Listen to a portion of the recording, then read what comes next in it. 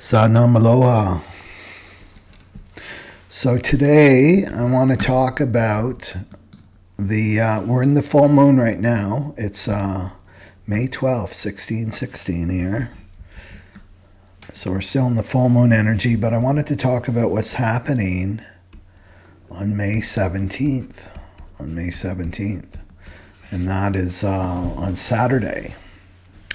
So your Sun and Uranus conjunct exact, right, in the 8th gate, opposing Black Moon Lilith in the 14.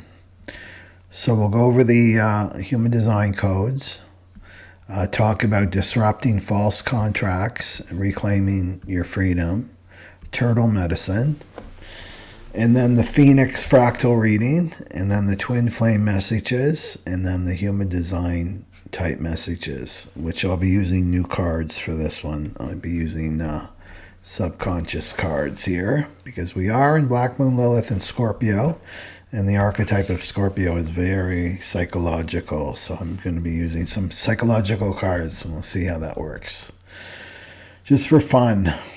Okay, so Sun and Uranus in the 8th. Let's just pull up the chart just so you can see this quickly here. So Uranus has been in the 8 for quite a while, right? And Black Moon Lilith, of course, is not activated in the human design chart. And there's the Sun, and there's the Earth, which is 14. So Black Moon Lilith is in the 14, as well as Juno, which is interesting too. So we'll talk about that, just to prepare you for what is coming. So let's talk about this Uranus and Lilith overall. Well, they're co-conspirators in your liberation. So they don't agree, like they're not best pals, Lilith and Uranus. They're not best pals. They don't agree with everything, right? With everything. But they do agree on one thing, and it's to keep you from lying to yourself and being inauthentic and not living your soul's purpose. So they don't agree, but they explode the lie together, right? So they'll kick down your door if you're a high priestess in hiding, basically, with life events. So this is sudden liberation from toxic feminine roles. Remember that Lilith is the exiled feminine. So sudden liberation from toxic feminine roles. Lilith does not want you playing these roles. There's fierce awakenings around sex, sovereignty, and shame. So there can be disruptions in the family, partner dynamics that force you to choose obedience, right? So these dynamics are forcing you to choose obedience, but Lilith is coming in and it's like, no, you need to choose the truth now. You can't be choosing this vow of obedience anymore from all your past lives. So there can be deep body eruptions, which rage, arousal, clarity, skin rashes, thing like that. Any kind of inflammation in your body is going to come from this Lilith exploding out within your body. So it's basically you're done, right? I'm done with the one who holds it all together. I'm keeping my family together. I'm keeping my partner together. I'm keeping my community together. I'm done playing this role. And my worth is not tied to their needs, right? I'm afraid, but I'm still walking out. I'm not here to be competent in systems that kill my soul. And I'm choosing my truth, even if it breaks the vow, even if it breaks the vow. So Lilith is raw. She's been exiled. She's sexual. She's sovereign. And she says no to any kind of control. And she refuses to obey patriarchal roles. So she exposes the emotional and erotic truth. Her power is cyclical, feminine, lunar, and internal. And then you've got Uranus. These two are opposing one another. So Uranus is the disruptor of systems. He's the bringer of shock, insight, revolution. He dismantles structures overnight and electrifies consciousness. And his power is solar, it's masculine, lightning, external. So you can see how these two are going to work together. this weekend, and they're exact.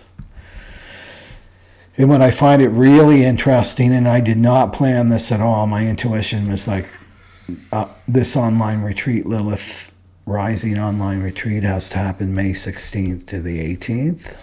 And so last week, just for fun, it's like, oh, I wonder what's going on energetically. And this opposition is happening right in the middle of it, on the 17th. So we're going to be really supported, Divine Feminines, with liberating you with the help of Lilith and Uranus. So there's you have until Thursday, right? Thursday to join in with this retreat. But if you feel called and you're ready to move forward on your journey and break these vows, like check out my website. There's information there, and I hope to see you there.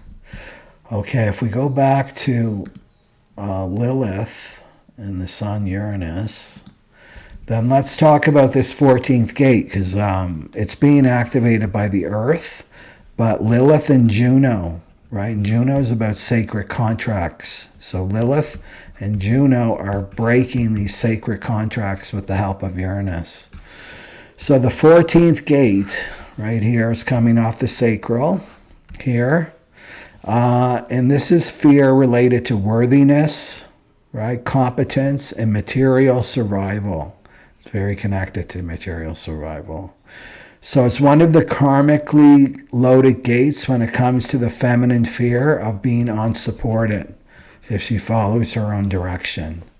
And the 214 is the channel of the beat. This is like the compass, the inner compass that you follow, right? And it's coming from your body, not your mind. It's coming from your body. So the shadow of gate 14 is, I don't know if I can trust myself with power. It's very much about power, the 14. What if I'm not good enough to be supported for what I really want to do? Maybe I don't got what it takes. I don't have the skills, right? This is the power of skills, 14. Do I even deserve abundance if I'm not working hard or sacrificing for others, these karmic relationships, right? So the fear here in the 14 is fear of incompetence, right? What if my gifts aren't enough, right? What if the divine made an error, right? I didn't get the gifts. Everybody else got the gifts. I got nothing, right? Fear of incompetence. Fear of unworthiness. If I stop giving to others, I'll lose love. They only love me for what I do, right? Fear of material failure. If I leave this old contract that Lilith and Uranus are trying to break me out of, this old karmic contract, will I survive materially? Will I survive? Fear of being seen as selfish. I just can't follow my own path. What about everybody else who counts on me, right? So these fears are often inherited from your mother, your maternal line, especially if survival, like your mother was surviving, just getting by, right? Service or sacrifice, if these things were modeled to you by your mother, that these were the only paths to love or stability, right? It had nothing to do with being your authentic self with the 8 on the other side, right? Uranus and Sun activating the 8. So if we go to the totem animal, it's the turtle. It's the turtle. So each gate has a totem animal, and so this is another way of entering into this frequency, because this is an energy. It's not just information, it's an energy, and it's being activated in your body right now. Okay, so the turtle, the 14th gate. So this is the theme here, is empowered work that leads to prosperity, sustainable prosperity, not windfalls and feast or famine, right? Sustainable, when aligned with one's inner direction. That's that 214. So this means being aligned with your authentic self. So how come the turtle's here? Well, the turtle carries its home on its back, right? He's like the RV of the animal world.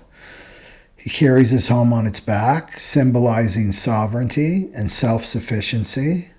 And gate 14 is about carrying your own energy. and not being plugged into someone else's energy, not being plugged into someone else's agenda, especially when it comes to work or relationships, like just plugging into their dream, right? The other quality of the turtle is sustainability and pace. So turtles win the race, right? The tortoise and the hare. Turtles move slowly but steadily, echoing the gate 14 to the 14, right? Truth that empowered wealth and aligned direction come through a long-term commitment. Not rushing, not proving, not hustling and hassling. Longevity and wisdom. Turtles are ancient creatures. They live a long time. And so this relates to gate 14 as a generational energy.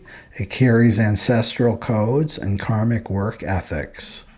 So this is how we've been programmed to survive and to succeed, this gate 14.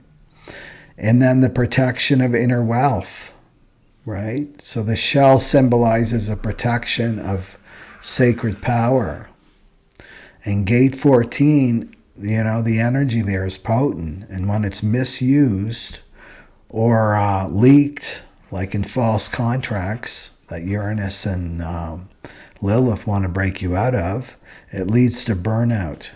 So the turtle teaches you discernment and the right use of your energy. And then direction through feel. So just as the turtles navigate instinctively, gate 14, it's not mental. It's not about a strategy, right? It's not about pros and cons lists. It has nothing to do with the mental gate 14s. It relies on gut response, your sacral, relying on your body, and alignment with the direction provided by the gate 2. And this is the G center. This is the feminine magnetic pole. This is the most feminine gate in all the gates and gene keys is gate number 2. Right? So turtles teaching you that everything you need is already inside you. Right? You've been gifted with everything you need is inside you. It's stop looking outside of you for resources. Start looking inside. Right? And these resources start to come out and start to reveal themselves as you walk the path. As yourself. So if we go back to the 14, this is empowered flow. This is about flow.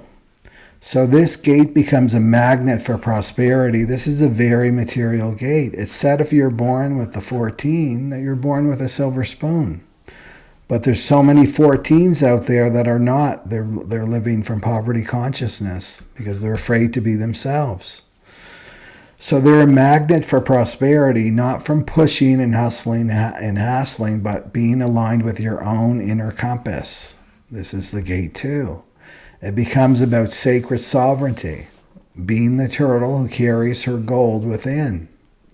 So Lilith in the 14 is showing you that breaking the belief, especially the feminines, breaking the belief that she must work, she must serve, or play a role that betrays her truth in order to be safe or loved. This has been your conditioning. That you need to rely on another. This is the cross of planning for your own survival. You don't have what it takes. So Juno there, right? Juno and Lilith are together, opposing Sun and Uranus, says there's a soul contract of service that's now dissolving. Right? This is the marriage, right? Juno, sacred contracts. This is now dissolving. So you're not here to be competent. That's the gift of the 14.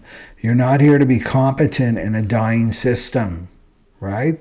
This cross of planning is dying. It's dying. That started into 1615. It ends in 2027. So this way of living your life, and especially within relationships, that you have to do this transactional exchange in your relationships, this is dying. You're not here to be competent in this dying system. You're here to be radiant in your own direction and trust that the resources will follow, right? So that's the 214 that's being activated, right?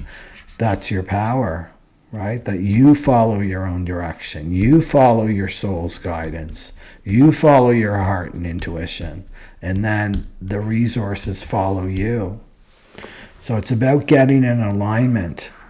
Lilith and Uranus and Sun and Juno want you to break and rip up those karmic contracts and to align with yourself, align with your body, and move forward on your journey. And the resources will follow you.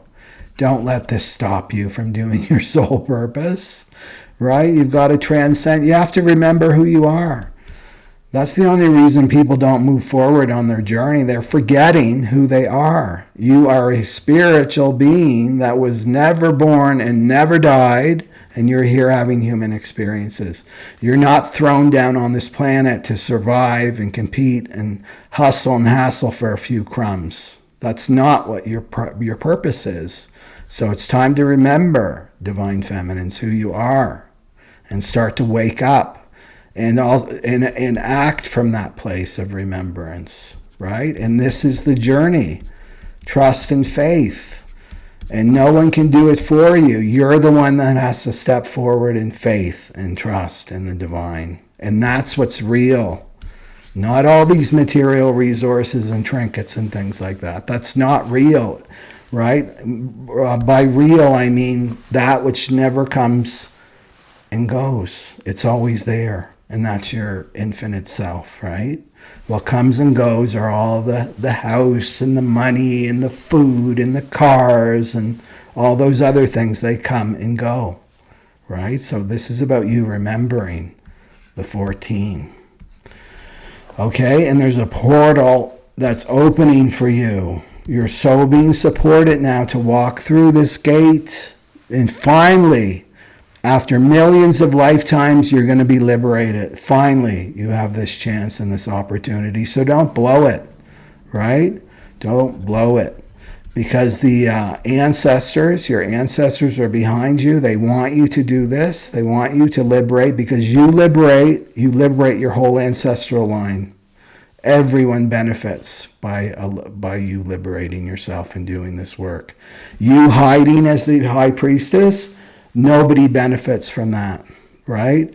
Your ancestral line stays in the prison, basically, and you return lifetime after lifetime after lifetime. So this is a big opportunity for the Divine Feminines. Okay, so let's do the Sun Uranus in the 8th, opposing Lilith this weekend, so expect the unexpected. And this is disrupting false contracts, right? This is the one that's coming in and ripping up that iTunes false contract that you signed, right? You didn't read through all the little details.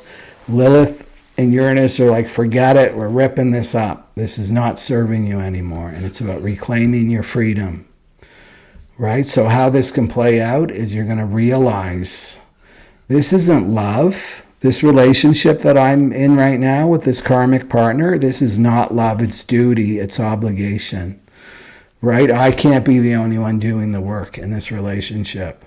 And this vow I made, was it from love? Was it really from love, like unconditional love, or was it made from fear, right? And often, I've heard this story so many times, after a Divine Feminine gets married to her karmic partner, immediately her body starts acting up and she develops these chronic symptoms in her body because her body said no, right? But her mind said yes because of this fear, right? I can't be alone. I can't survive on my own. I need this person for this and this and this and this, right? And then the other thing that will happen is you're tired of overgiving, right? You're enraged. Lilith brings up the anger. And especially if you are one that's not okay with feeling angry. It scares you, your anger. So instead you become really depressed, right? Numbed out, completely depressed, no life force energy. That's anger repressed. Well, Lilith is going to be busting through that. So this is enraged by the unfairness in these karmic relationships. You're ready to walk away from this karmic pattern, this marriage, this family obligations, this job, and emotionally and physically done with pretending. You can't play the fakey fake anymore. You can't put that mask on. You're waking up in the morning, I can't do it anymore. I can't do the people pleasing anymore. I can't deny how dead I feel inside, right? So you may not act yet, but this inner rupture has begun. It's begun now in this full moon, right? You're feeling it. So that then there can be sudden inner truths that surface. Sun, Uranus, and Gate 8. And this hits, right? That you can't no longer ignore who you really are. You can't ignore it. You can't diminish yourself anymore. You want more. You want more, and that's good that you want more. I can't do this anymore. This version of me is dead, right? It's completely dead, this old version of me. And this is this Sun and Uranus in Gate 8. The other thing that can happen too with Sun, Uranus opposing Lilith is the karmic that's had you under the spell, the Jitsu spell. The mask comes off. You get to see that karmic for who they really are. And Sun, Uranus opposing Lilith will show you through some kind of event or situation where the truth comes out. And so you have to be ready to face this, right? To face this. And it's a gift. It's a gift. So you may be feel called to speak, yell, scream, create, divorce, or disappear even. Go into hermit-style disappearance with Sun, Uranus opposing Lilith. Right? Lilith is breaking apart the patriarchy, right? So fear of financial instability, right? And this is where I think you're snagged. This Gate 14, you're snagged here. If I stop serving them, will I be okay? Right? If I don't chase money, will it still come to me? Will it still come? Am I going into strategy? Am I going into the masculine, which is not your power, divine feminine, right? Being strategic and this and that, right? This is the not self stuff. You're about trusting your body and where your body is taking you, right? Your body wants to take you somewhere, but your mind's got to get out of the way.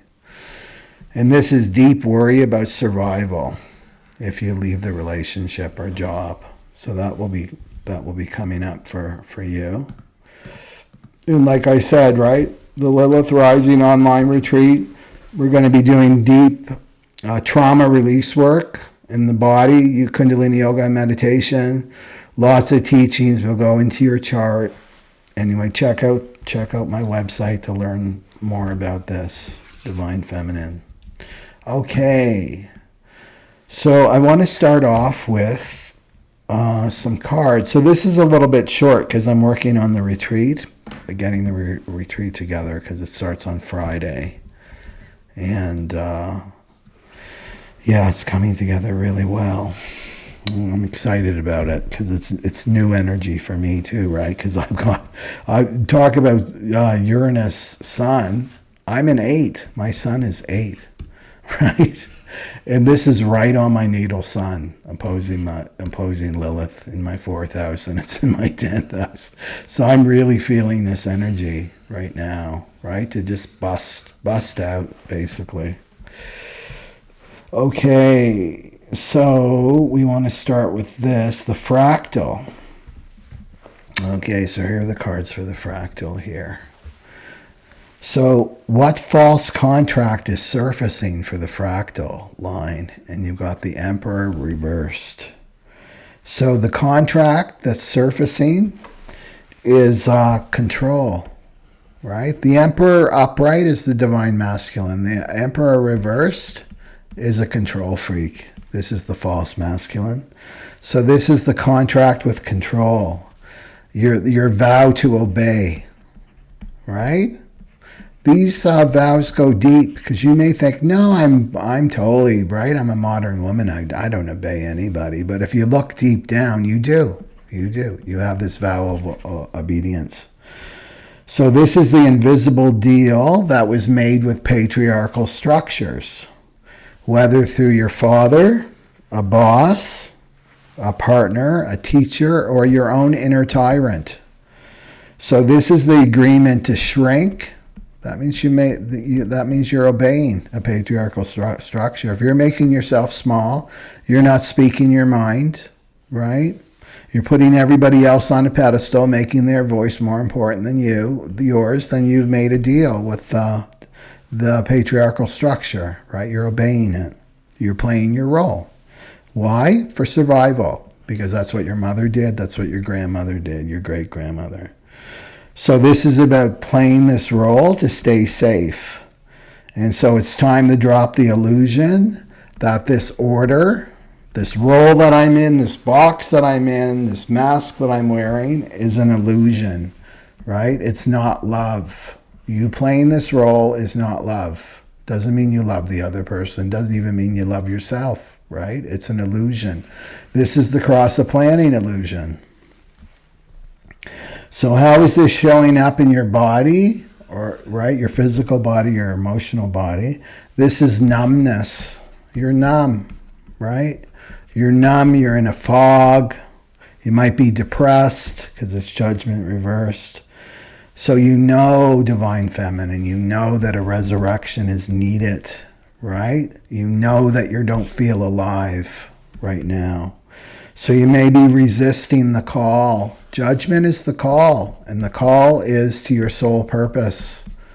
The call is to be yourself, your authentic self, to be real, right, and truthful. And so this is the call out of fear and shame.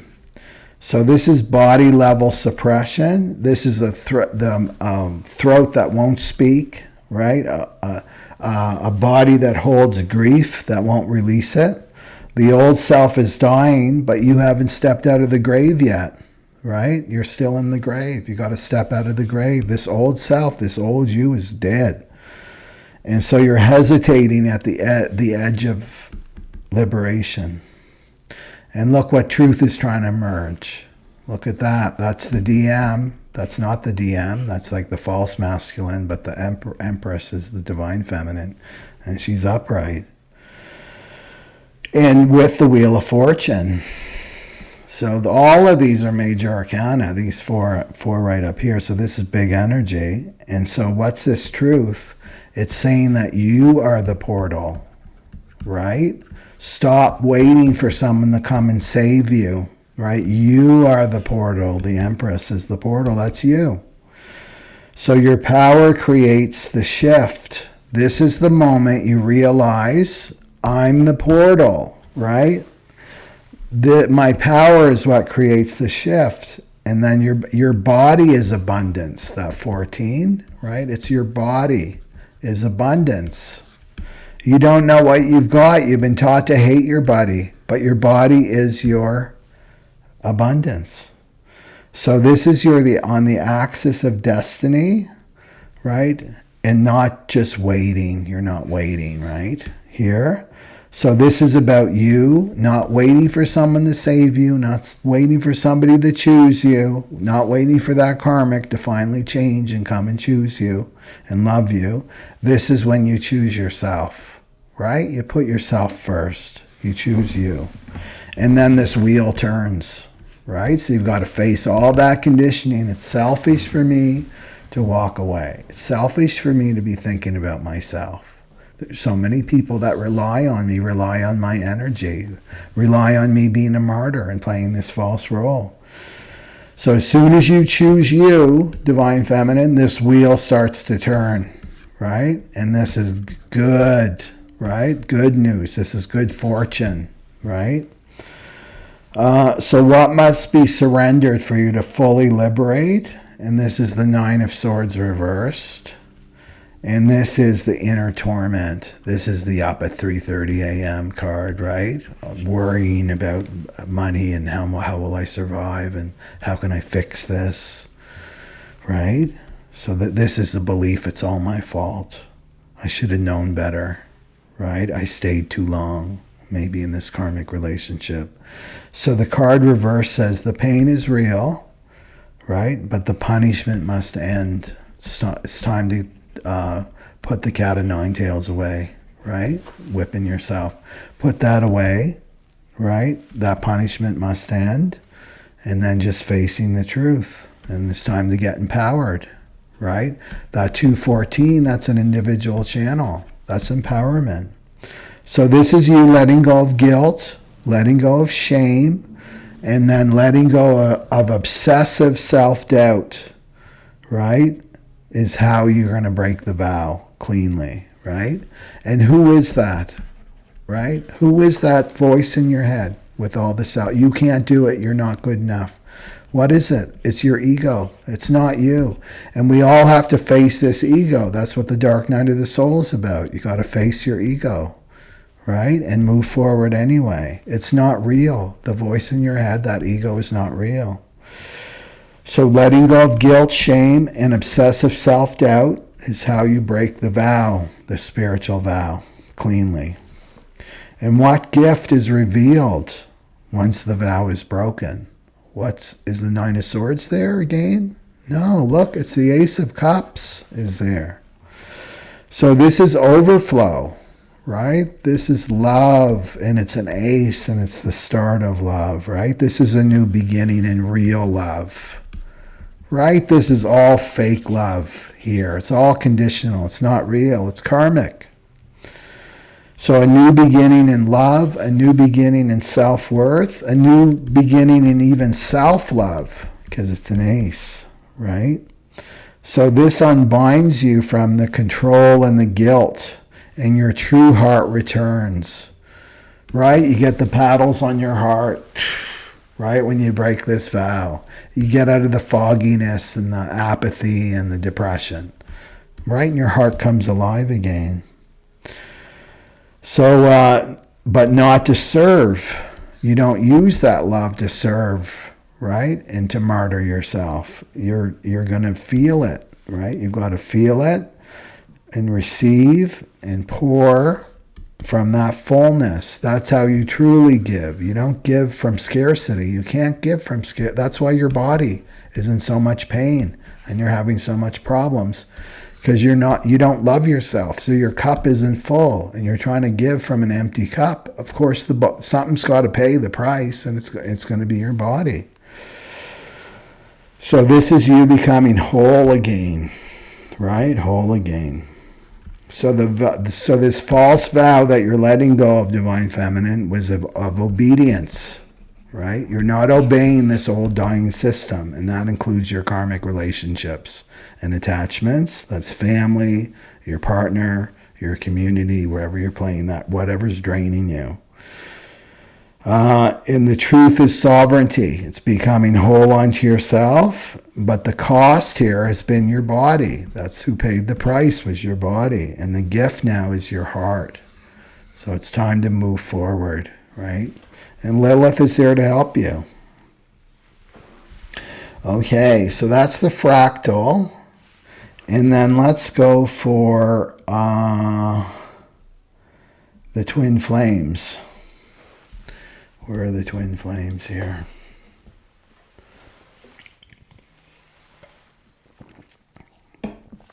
So remember how I read this, right? Is in card pull.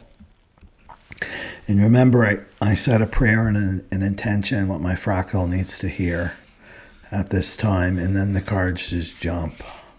So I feel like it's the divine that's choosing the cards.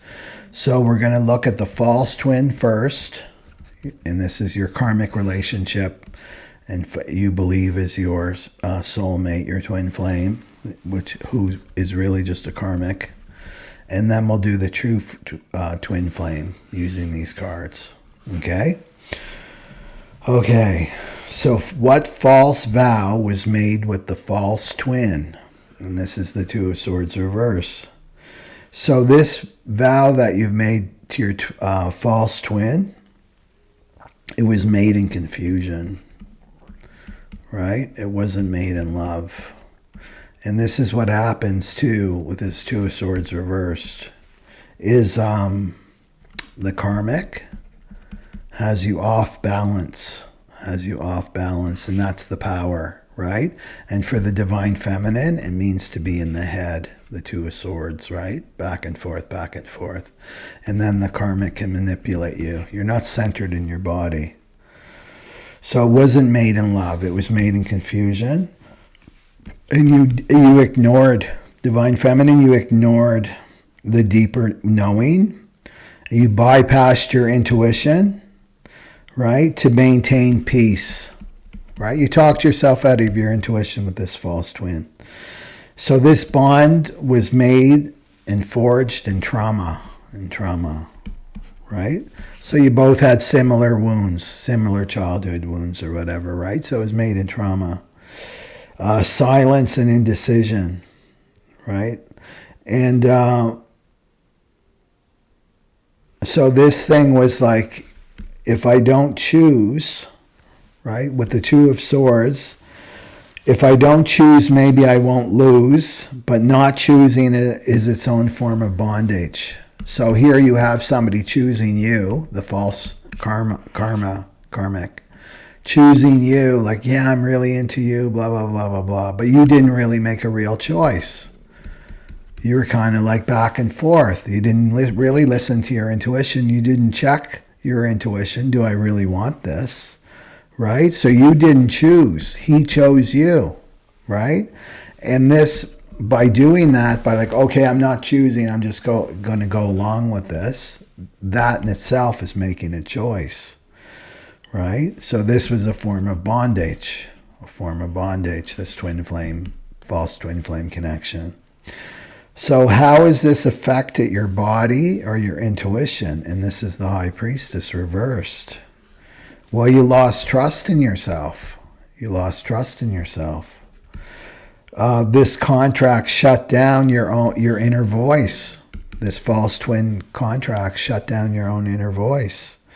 You may experience physical disconnection, like headaches. That's a sign of physical disconnection from yourself.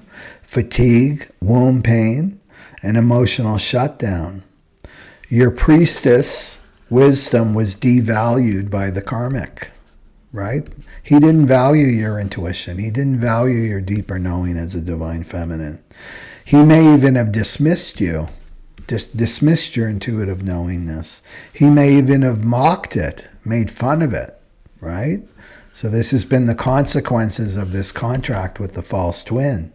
You stop trusting your body, stop trusting your intuition, right? And so what illusion kept you tied to him? Four Pentacles. There we go. The Pentacles, the material. This is the fear of losing what little you had. This is what keeps keeping you connected, right? The little crumbs that you do have. You fear that you're going to lose those crumbs. So this was the karmic survival story. I must hold on or I'll be left with nothing. I won't have anything then, right? So it created emotional withholding, clinging, and control, disguised as safety. But that love demands, right?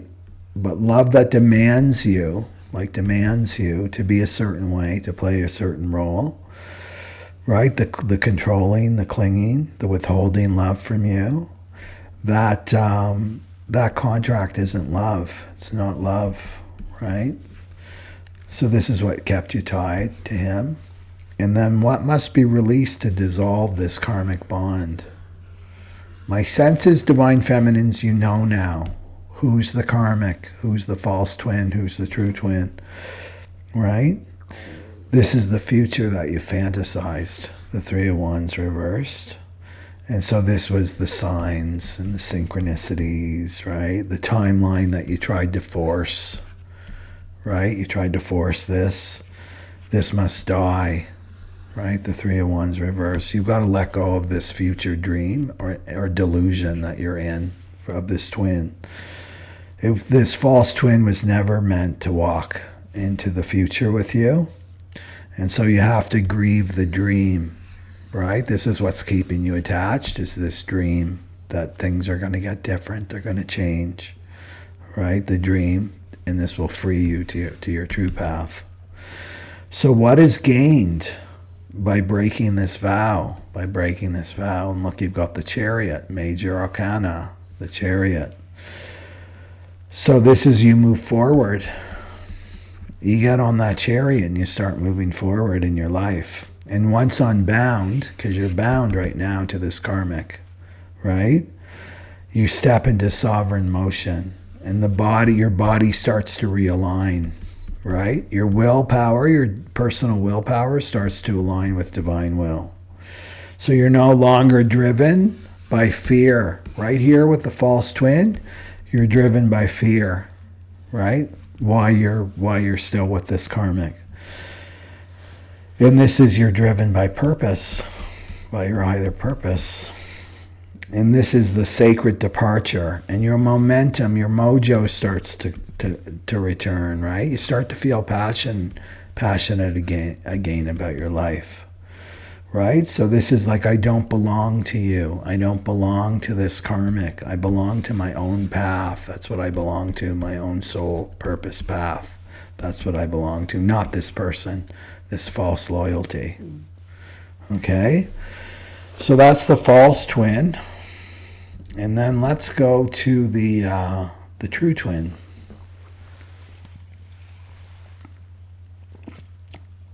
So what soul recognition awakens through the true twin right here? And this is the Two of Swords reversed. This is you always knew, Divine Feminine.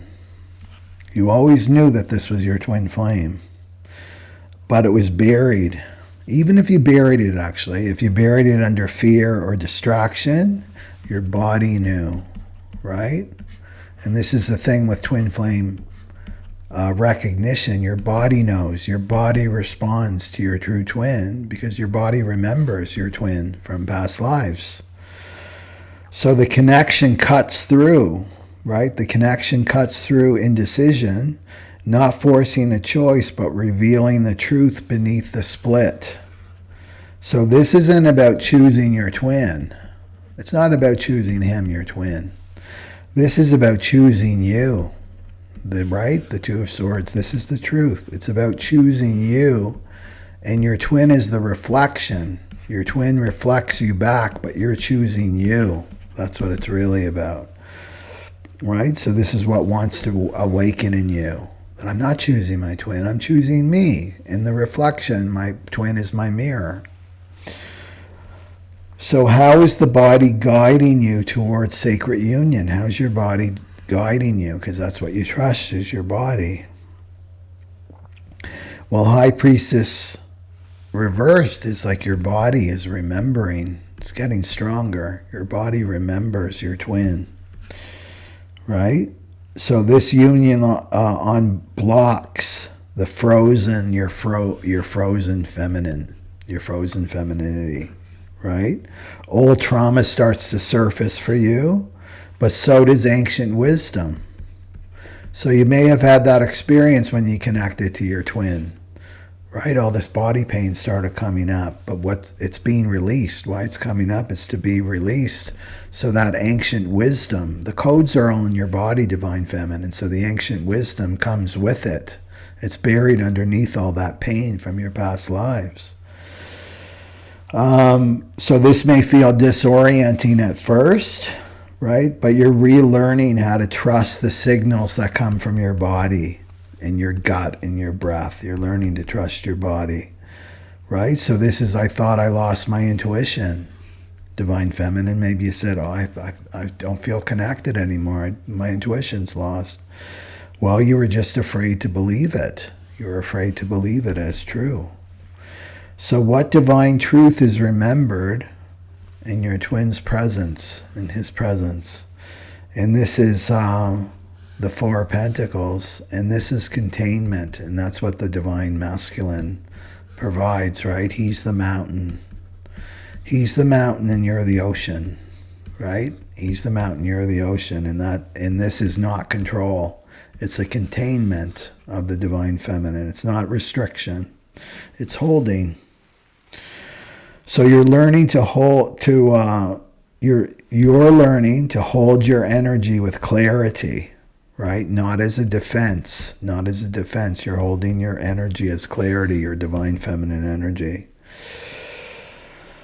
And this is devotion. It's not defense. It's your devotion to your heart. So the true twin mirrors your inner stability, helping you see that you don't need to prove, chase, or contract, or dim yourself, make yourself smaller, that you can be held.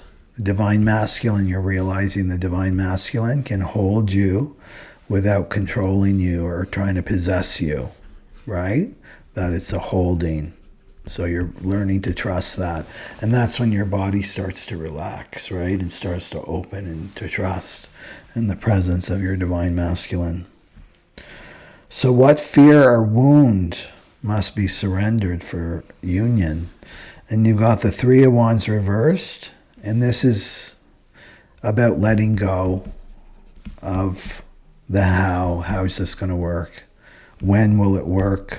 The timeline, right? This timeline doesn't make sense. There's all these obstacles in the physical world, which is typical with twin flames, right? The timeline won't make sense. It's not going to make sense because this journey won't look like anyone else's.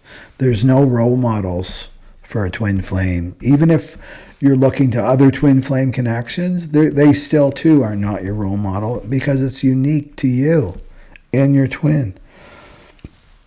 So let go of the linear logic, right? The linear logic. And release spiritual ego and allow the mystery, divine feminine. Just allow the mystery of this. So the wound of waiting, right? The wound of waiting for your twin flame has to become trust. Trust in the becoming, right? That you're both becoming your authentic selves, right? Especially during separation, and then you come together as completely different and transformed. You both have been in the cocoon, right? And then you come out as butterflies.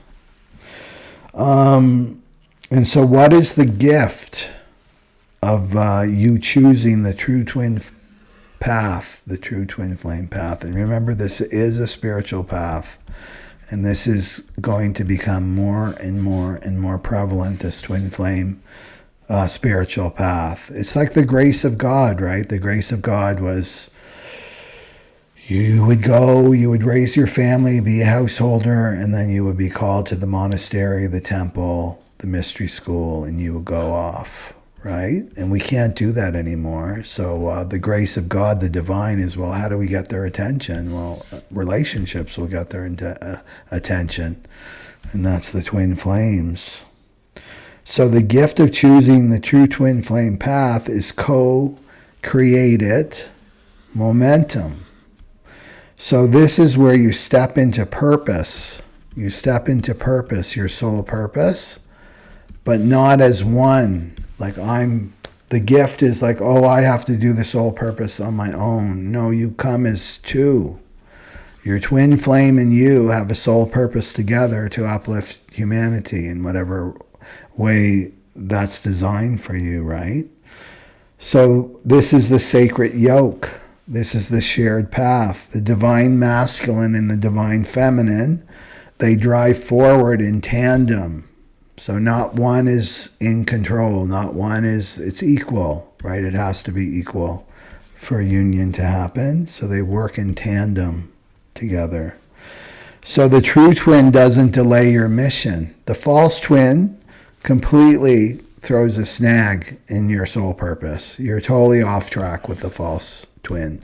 With the true twin, you are on your soul purpose. That is one of the purposes of connecting to your true twin, because they amplify your purpose. They'll amplify it millions of times. So they don't delay your mission. They get you on your mission. So the false twin, just for a wrap up here, your false twin delays through confusion, and the true twin awakens you through clarity, right? And one binds you and controls you and possesses you and wants you to be someone that you're not. And the other one, the true twin, is just your mirror. He mirrors you, right? And only one was always meant to walk beside you. And guess which one, right? Your true twin. Okay, so there's the twin flames. And then, okay, let's go to the projectors. And you're saying, this isn't tarot. What kind of card, crazy card is this? Well, we are in Black Moon Lilith is in Scorpio right now. So I felt really called to bring these cards up. They're called the O cards. They're fascinating. They don't come with any kind of guidebook or anything. And so there's a series of images and words that you put together. So it's speaking to your subconscious mind. So we're going to look at what is stopping you. Like, what's the subconscious block for the projectors here? Right?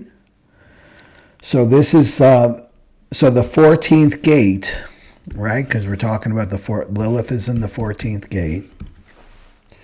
And so the 14th gate, projectors, is about your power skills, your ability to gain support, material support, when you're aligned with your energy, your authenticity. So when it's distorted, it creates a fear around, am I valuable, right? If I'm not doing something. So here you've got the word naked, and then you've got these trees here. So what does this mean? The trees represent your environment. Let's say each tree is a generator that's around you, right? And you're feeling naked. You're feeling vulnerable, right? And the vulnerability, am I valuable if I'm not doing something? And often projectors get called lazy, right? Because they can't work like generators. They work in spurts. It's not that they're lazy. They just work differently. They're designed differently. So this is all conditioning that has to be released for this Uranus opposing Lilith. Right? Can I be supported just by being me? Is my essence enough to magnetize abundance? Do I need more? Right? So this is the, you don't create through constant output. You're not a constant, like you're not a marathon runner, you're a sprinter. Right? So this fear gets amplified when you're in this forest of generators with the people. So it's about being strong enough. Right? So the subconscious belief to release is that you need to justify your worth through your tools, your training, your output, or your proof. So I've got to prove, right? I've got to go to school and I got to get all these qualifications. I got to waste all this money. And as soon as it's in a book, right, with Pluto and Aquarius and the Aquarius age, as soon as it gets put in a printed book, it's old. It's totally old, unless it's, ancient material that's timeless. But basically, it's old. So, you're constantly. So this might be like constantly seeking new certifications, like new diplomas, new workshops, right? New trainings, new systems, and this is over preparing before being visible. And holding back offers. Maybe you've got people offering your stuff or inviting you for things because you don't feel like you're ready enough. Oh, I can't give a reading. I'm not ready, right? I need to be qualified. I need somebody outside of me that says that I've got worth and I have value, right? So the naked figure is about returning to original value, right? Your original value without the hustle, without the needing to prove yourself. So your value is not what you do, but it's what you amplify, right? It's not what you do, it's what you amplify. So you don't need to carry every tool because you are the compass as a projector. And when you walk in naked, trusting, your aura speaks louder than your resume, way louder than your resume. It's who you are. Right? It's who you are. And what you're amplifying as a projector, because you've got a absorbing and focused aura, laser beam aura that goes right to the G center of the other types, is you're amplifying. But what are you amplifying? You're amplifying their authenticity. Projectors are gifted at seeing the authenticity of someone, or the not authenticity, the not self. You're able to see that clear as day. You can see their authenticity, what makes them really them. And that's what you guide. That's what you're guiding forward for them to meet themselves, right? So that's a gift to projectors. And you don't learn that in school. You just know. It's just who you are, right? So release the belief that you must prove yourself, that you're valuable without any effort, and right? And it's safe for you to be seen in your nakedness, right? And which means I don't have all the letters behind my name. I don't have the training. I don't have the certification, right? I'm the key. You're the key, not the lock. So it's about trusting your projector self. Cross of the Sleeping Phoenix, everything is changing around education. So it's time to trust your certification. You've been certified by the divine, right? Just by being a projector. Okay. So here's the MGs, the manifesting generator. So these are the subconscious, they work with the subconscious mind, MGs. So the word that you got was attack, and then there's a little card inside. Do you see these are two separate cards? And the little card here is, looks like a woman and a girl and a boy here.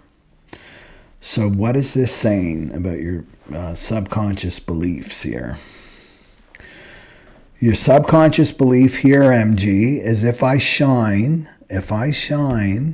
right? If I really let myself shine and show people who I really am, right? Someone I love will feel small. They'll feel small. So I better stay dim. So this is survival based. This is family. There's your mother, there's you, and there's your brother here. Siblings, right? Siblings and your mother. So this is survival-based people-pleasing, not for approval, but from an internalized fear of emotional harm, right? So the MG in this situation is like you're just behind the group, right? You're not excluded, but you're holding yourself back. You're part of the group, but you're holding yourself back here. You could step forward, but you don't. Why don't you? Why don't you step forward? Well, my mother's sensitive. She's got a lot of stuff going on in her life, you know, and if I succeed, she'll feel like a failure, right? And then I've got my brother over here, a sibling. If I rise, I'll make him feel worse, right? He feels so bad about himself already. I can't make him feel worse. So this is totally a wounded family dynamic. That's what I see here with this attack. And who are you attacking? You're attacking yourself, right? So the wound here comes from your family, MG, and it's if I move forward, I'll be seen as selfish or arrogant, right? And so you've got as an MG, you have a powerful aura field, powerful energy field, and you internalize, right? So you internalize that you have to stay split, right? That you've got to stay fragmented. You've got to dilute your joy in order to keep the family safe, right? I can't talk about my victories and all these wonderful things that are happening in my life, and this will keep my family safe. This is so distorted, and it's a subconscious program, MGs. So the gate 14 distortion here, it's not safe to own my power. It's not safe for me to own my power. If others aren't thriving too, everyone else in my family has to thrive before I can thrive. And meanwhile, they're not thriving, right? So it's keeping you stuck. But your true power is not a threat, right? This is the nub here of this teaching, this card, right? That your true power is not a threat. It's actually liberation from your family, but for your family too. So you don't serve the family by dimming your light, right? The ego told you that. This is an old, false patriarchal program to keep you small, right? It's not true. Your true power is not a threat. It's a liberator, right? So you serve them by being the first one to walk through the gate. You go first, MG, right? You go first. You don't stay behind with them. This is like, I've used this example before. It's like you have the compass and you go out with your family and you're in the forest and nightfall comes and there's no moon and you're lost, right? And everybody's freaking out because they're lost. And you have the compass, and what do? You throw it down the well. Why do you throw the compass down the well? Because, I want to fit in with my family, right? I want to stay with my family. Instead of like, no, you were the solution to get them out of this, right? And that's you. But you don't do it by fixing them and going into savior mode and martyrdom, right? You go by moving first on your soul purpose, right? On your soul purpose and your journey. And this in turn spreads that light, right? Radiant light towards your family. And they don't feel bad about themselves. They feel empowered. They're empowered by your light. Right? So you be the first one to walk through the gate and unlock the truth that there's enough space for all of us to shine. Everyone can shine, right? Everyone can shine. And so what do you got to release, MGs? The vow to carry their feelings. You're not responsible for their feelings. The guilt around being the strong one, right? That you have guilt that this is survival.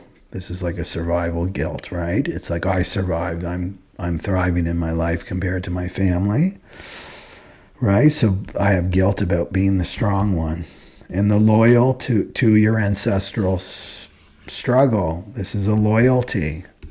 This is not something of merit, right? That you dim your light to be loyal to this. No. So it's time to break out of this ancestral vow, MG, right? So this is your mantra now, is I no longer protect others. Repeat it after me. I no longer protect others by abandoning myself. I was born to shine, right? Not to shield my life. And my joy is not an attack on my family. My joy is the key, right? Is the key out of the prison. Do you see? That's interesting. Okay, that's the MGs. And then let's go for the manifestors. This did end up being a little longer than I thought it would be, but that's okay. So Uranus, Sun opposed Lilith. And MGs, what do we got here? We got the Boss card. Do you see there's two cards that flipped out? So this is the word, and then this is the image, Boss, here. So the image is of a whirlwind, spinning and pulling with no stable ground.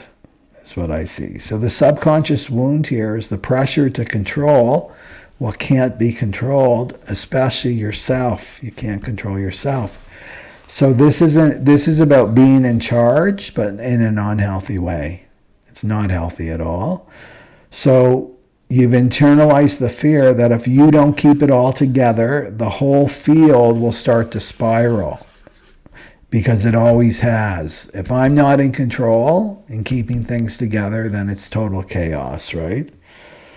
So this is one of the wounds of a manifestor. A conditioning wound, right? So this is that you must be always the one initiating, leading and handling. No one else is coming. I got to do it all. I've got to stay in control. My impact is too much, right? So I better direct it perfectly. And the whirlwind is a symbol of what's been unconsciously suppressed. This is the chaos that arises when you don't trust the flow. Right? So if we go back to 14 in Lilith, this is about empowerment. But in distortion, it becomes about over-control of your energy to feel safe or worthy.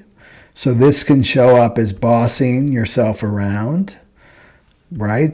Bossing yourself and controlling yourself so that you're not too much for other people, right? This is self-censorship. Or keeping your creative urges locked down because until they seem strategic, right? And fear that if you don't lead, that you're irrelevant too. Fear if you don't lead, that you're irrelevant. But gate 14 doesn't ask for control. It asks for right relationship, right? Right relationship, because it's connected to the two. So you're in alignment with yourself. That's the right relationship. So what to let go of is the belief that power is pressure, right? That power is pressure, that the internalized need to be the boss of everybody's process, including your own, and the fear that surrender is failure. So you're not here to control the flow of life. You're here to direct the energy and not dominate it. So your presence moves worlds without effort. You don't need to boss yourself to be powerful. Okay. And then let's go for the generators. It's interesting here, you got the same image as the projector, right? So this is the image, the forest. And then you've got the word wonderful. So what's the subconscious program here? As long as I move like others, I'm accepted, right? As long as I walk the same path as others, then I'm accepted. But if I deviate from the path, the pattern, if I say no, or change my rhythm, or choose joy over duty, I will no longer be wonderful, right? So this is the what needs to break away for you generators is the fear of walking your own path, right? So the trees are tall. You see the trees are tall and vertical. They're the same, right? There's not much difference in these trees. Well, they can feel grounding. The trees can feel grounding that they're all the same, but they can also feel constricting, like Edward Scissorhands, right? Neighborhood. So generators are often the ones who keep the forest alive because there's so many of you, right? Holding everything up, giving your life force energy generously, right? Generous has the same root as generator. So often you're the one, right? But what if one of these trees wants to bend, wants to move, right? Maybe it wants to be an ant and just walk away, right? Maybe you're an ant. You're not supposed to be rooted. Maybe you want to move. Maybe you want to sing. Maybe you want to go and visit the beach, go somewhere else. Well, the fear is if I move differently, will I still belong to the world, right? So gate 14 is in the forest code. If we look at this as a forest code in the gate 14 with Lilith there, this is about empowered energy direction. It only works when your energy is aligned with inner joy generators, right? Not tribal approval, right? Inner joy. So this card is saying that you're waking up to the truth. Belonging isn't about sameness. It's about authenticity, right? It's about authenticity. That's what true belonging is. And then you belong to the whole world. You belong to creation when you're authentic, because that's what truth is. This is tribal, right? So your mantra is, I can be wonderful even when I move differently in the world. I can walk a new path and still be loved. Still be loved. I don't owe my sameness, right, to the system. I don't need to be the same. And I'm wonderful because I'm alive, right? And there's the Uranus and the Sun saying it's time to be yourself. It's time to be your authentic self now, generators, right? And you're wonderful because you're alive, right? You're alive, and that's enough. Okay, so let's finish this off with the reflectors. What do we got here?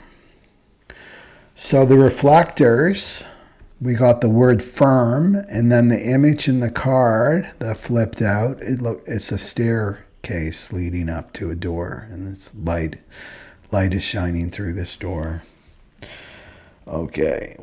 And so what is this saying? What's hidden in the subconscious for the reflectors?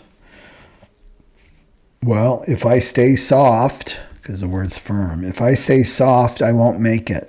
I won't make it up here. This ascension, this is your path. If I don't know for sure, I'll miss my chance. If I take too long to reflect, right, I'll be left behind. So remember that you're moon-coded, right? You're moon-coded reflectors. And so you're not staircase, right? Stairs are logical. First step, second step, third step, and on, right? You're not staircase, right? You're moon. You're about the moon, not about the staircase. But the world has taught you that to heal, grow, or rise, you must become firm, right? You must be firm in those steps, right? You must be linear. You must be grounded. You must be decisive. That's the not-self world. So this creates an internal war between your fluid, because the reflectors are fluid, right? They're with the sun. They're fluid, or the moon, sorry. They're fluid essence and the world's fixed demands. That's a war between you, right? A conflict between your timelines, right? Your timeless knowing, and then society's urge to act, and between your open design, because all your centers are open, and the fear of being taken advantage of, right? So the other thing too is to watch as you walk on your path, is to you can have fear of being taken advantage of or objectified, especially in your openness, because you're very, very open. Reflectors, I don't know this for certain, it's my intuitive knowing, would attract a lot of narcissists because you're the mirror, and they would love to see themselves. Narcissists love to look at themselves in the mirror, right? So this would be like objectifying you, like using you, basically. So this is the ancestral memory of being used for others' projections. You're here to reflect me. You're here to heal me. You're here to turn me on, right? Make me feel seen. And you're not here to be taken from, reflectors. You're the mirror, right? You're here to reflect truth, but on your terms, on your terms. So the medicine begins when you begin to choose when to open this door. You get to choose to open the door and who to open this door to. So for this transit, reflectors, as you ascend in your own rhythm, and your pace is your protection, so take your own pace. Your path is sacred, and you're not here to be taken from, right? You're here just to arrive in your own flow. You go up those stairs in your own moon-coded flow. Okay. So that's what I got there. And reminder, so the doors are closing on Thursday for the retreat that starts May 16th to 18th. And you've heard a little bit about this transit and what's happening this weekend. It's happening right in the center of this retreat.